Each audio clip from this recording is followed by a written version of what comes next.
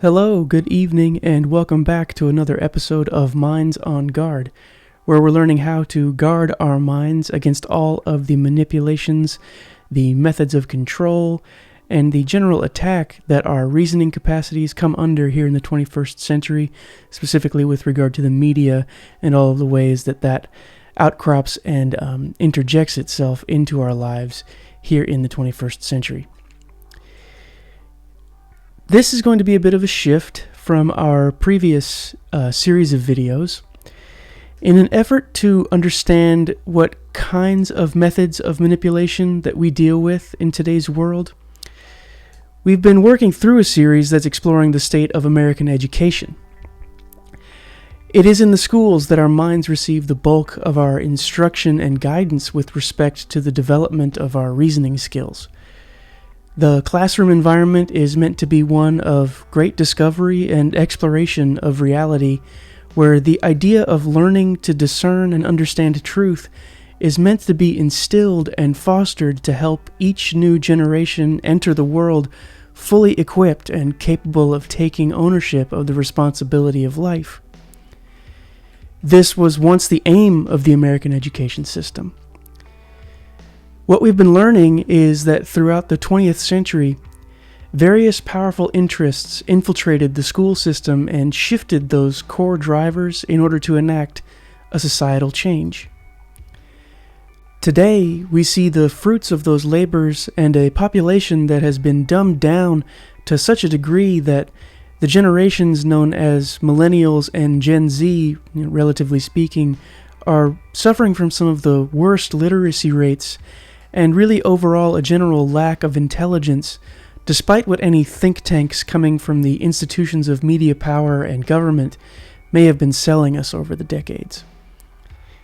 We only need to look to daily experience and the proof stares us in the face.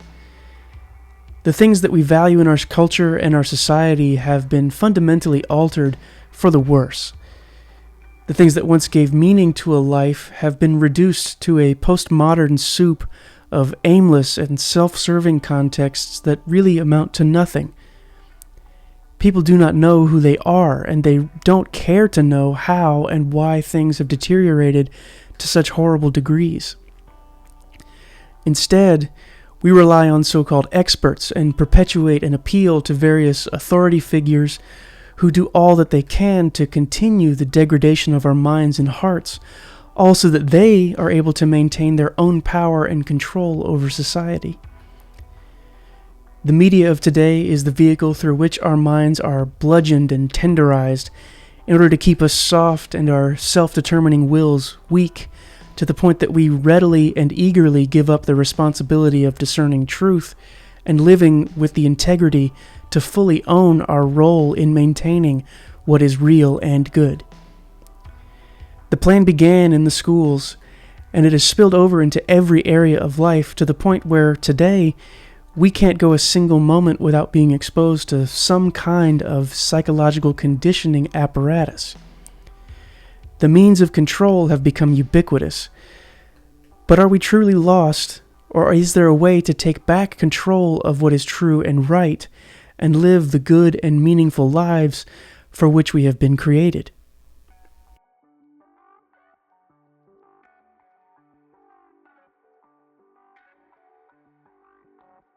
With this video, I want to take a slight break from the historical and technical content and dig a bit into some philosophical and theological material that I see to be crucial to the effort here at Minds on Guard. At the early stages of this channel, I asked a question: how well do you think you understand the world around you? This question really is very important. If we are unable to accurately understand the world as it is, we will never be able to discern truth and therefore think and live to the best of our ability. That initial question gets us moving, but there is, much like every important area of life, a deeper layer to the question. And that is, how well do you understand yourself in relation to the world around you? It's that question that I want to spend a little bit of time on this evening. Recently, I listened to a podcast that brought the need to talk about this topic squarely into focus. The podcast is called Meant for Good, and the episode is the first of many interviews with the author of a frequently referenced resource here at Minds on Guard. Shane Roberts is the creator of the Frontisterium Substack, and among many other things, is a brilliant thinker whose work and teaching have helped me come to some deep and profound understanding about truths regarding reality. I'm going to link the podcast to this video and recommend that anyone who has not yet listened to it or engaged with Shane's material either through the Frontisterium or Meant for Good to do so as soon as possible. In the first interview, Shane discusses the need that we all have to be able to contextualize ourselves and what this truly means for our lives. When we're able to contextualize ourselves, we begin to form the answer to that question of how well do we understand ourselves in relation to the world.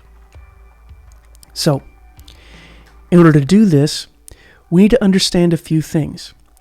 What does it mean to contextualize ourselves?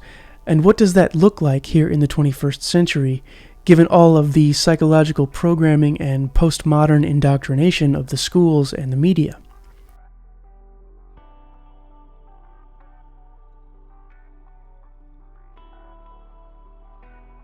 When we have discussed context on this channel, we typically have stuck to a general sense of the word, which is a means by which we frame reality. This applies to all manner of contexts, from the largest macro all the way down to the most minute levels of the quantum realm. The major reason why we have discussed context is so that we're able to learn how to track what sorts of frames we're dealing with when we engage with the world. When we're able to accurately track the context of any given situation, be it a news story, a historical study, or the progression of society, we will be much better equipped to parse out the details, both obvious and hidden, and make the necessary connections required to build the scaffolding of reality and see things as they are. One of the main reasons that I harp on the need to deal with postmodernism and the deceptive nature of that philosophy is that when we're trapped inside that kind of thinking system, we're inevitably going to have a great deal of trouble tracking any kind of context. The reason being is that postmodern and nihilistic thinking operate in ever-changing frameworks where the boundaries which define truth are always undergoing subtle or overt shifts in order to suit whoever or whatever is seeking the control over a narrative of what's most accepted as broadly true. When we're thinking in this way, why would we ever expect to be able to achieve any accurate level of understanding of the world around us? Even worse, this thinking system guarantees that we will never see ourselves clearly, as we'll have no way of anchoring ourselves to any sort of objective truth regarding our nature, our identity, or our purpose in the world.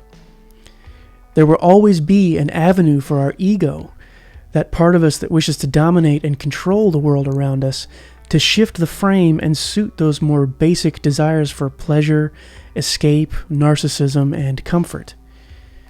The schools ingrained this through the collectivist socialization and psychological conditioning, and the media reinforces that all we have to do in order to feel good is to be pleasing to the world. The greater good is the key to a happy life and a prosperous society, which is what we're told. But where does that leave us in the long run? What are we meant to do when the standards for what is good are able to be changed and manipulated to suit more hidden evil agendas? How will we maintain our own personal contextual frame so that we do not fall prey to the shifting sands of postmodernism and nihilism?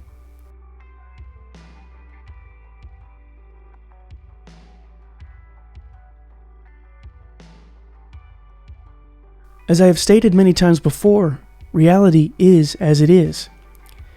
That means that the boundaries of reality are fixed, and there's no amount of wishful or magical thinking that we can do to change the frame of the largest context which defines what is real. Contrast this with the changeable boundaries of postmodernism and nihilism, and we're left with two trajectories from which we may attempt to understand our existence: the one which changes and the one which doesn't.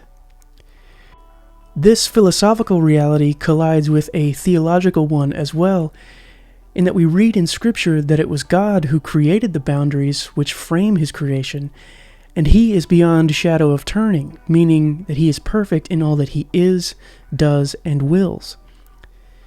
There is a sound logical argument for the existence of God which states that whatever begins to exist has a cause, that the universe began to exist, and therefore the universe has a cause. Now we may think of the universe as all that is bound within time and space. Do you see any connection to the concept of reality that we've been discussing? What this deductive argument shows us is that in order for anything to exist, there must be something which is outside of the boundary of that thing's existence.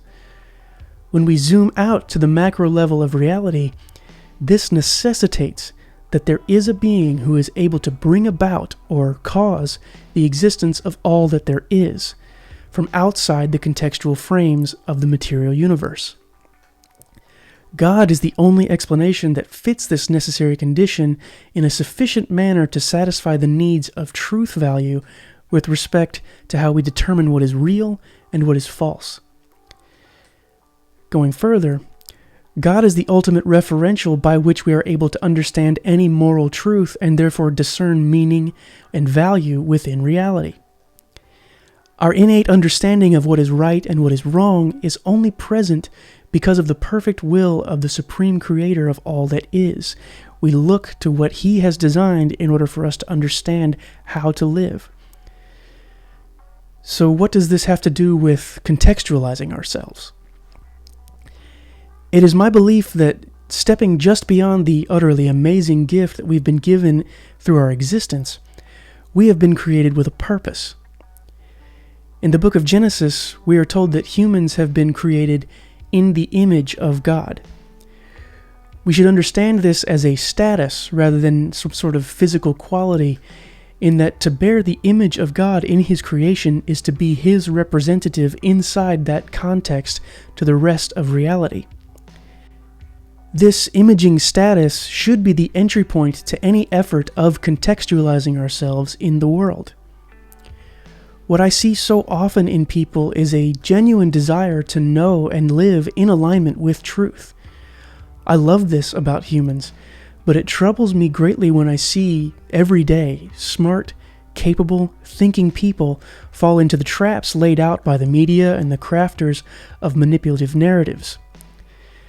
I watch as people toss aside foundational truths in favor of what appeals to their emotions, to their fears, and I see them give up their higher reasoning skills and follow blindly into a world that has lied to them and is leading them astray.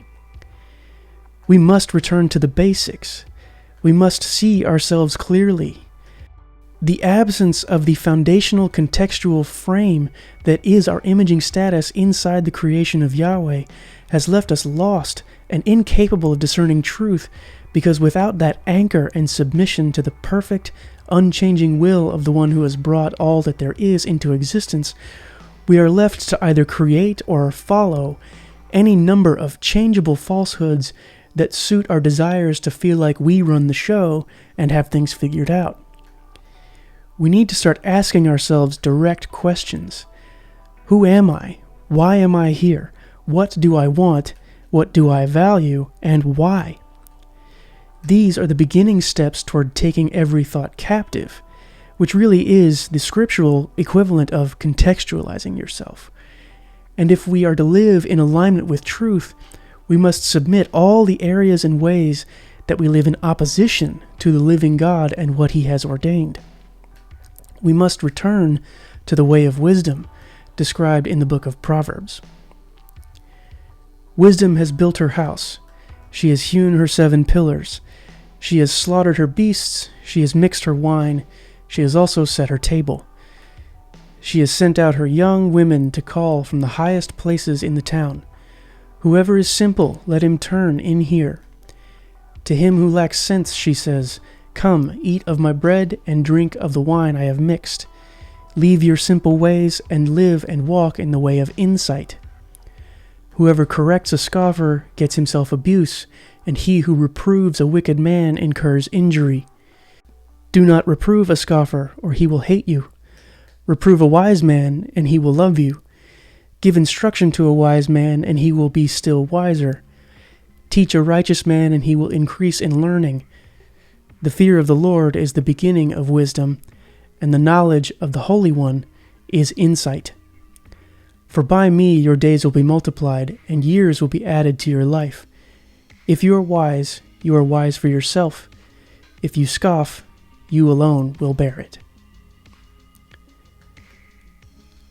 I pray that we can live with this kind of fear and reverence of God, so that we may actualize wisdom as we learn about the world. Until next time, stay safe, check in on your family and loved ones, stay diligent and vigilant, keeping your minds on guard.